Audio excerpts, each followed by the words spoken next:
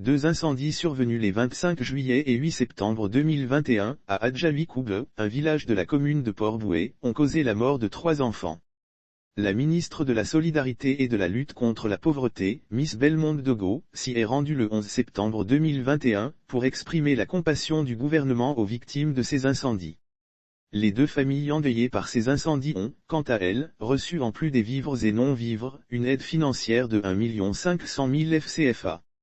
Des dons en vivres et non-vivres, et une aide financière d'un montant de plus d'1 million de FCFA ont été également faits aux 5 autres ménages sinistrés pour leur permettre de se reloger.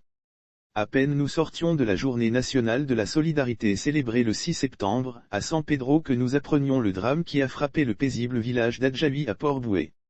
Dans l'élan de solidarité imprimé par le président de la République, nous sommes venus exprimer la compassion du gouvernement aux victimes de ces incendies, et présenter nos condoléances aux familles des 3 enfants âgés de 3 mois, 2 ans et 7 ans qui ont perdu la vie dans ces 2 incendies meurtriers qui ont endeuillé le village, a affirmé Belmonde Dogo.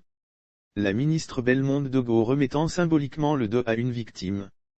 Photo, Docteur, la ministre Belmonde Dogo remettant symboliquement le dos à une victime.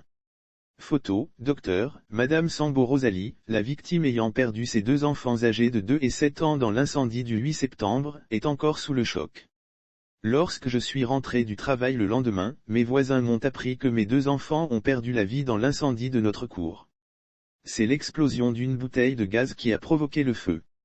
Avec une telle nouvelle, je n'ai pas de mots à dire si ce n'est que pleurer mes enfants, s'est-elle affligée avant de saluer la ministre de la Solidarité pour le soutien apporté. Kadi Cissé, témoin oculaire, est revenu sur les circonstances de l'incendie. Aux environs de 22 heures, nous avons entendu une détonation dans la cour voisine. Nous avons constaté que plusieurs maisons étaient en feu. C'est ainsi que les jeunes se sont mobilisés pour éteindre les flammes avec les moyens de bord en utilisant de l'eau et du savon. À l'en croire, n'eût été l'intervention des riverains, les conséquences auraient été plus désastreuses. Je loue le courage des jeunes qui ont permis de circonscrire le plus rapidement possible le feu. Sinon, vu la proximité des maisons, les dégâts auraient été plus graves, a-t-elle fait savoir. C'est pourquoi la ministre de la Solidarité et de la lutte contre la pauvreté a encouragé les efforts des populations qui ont secouru dès les premières heures les victimes de ce drame.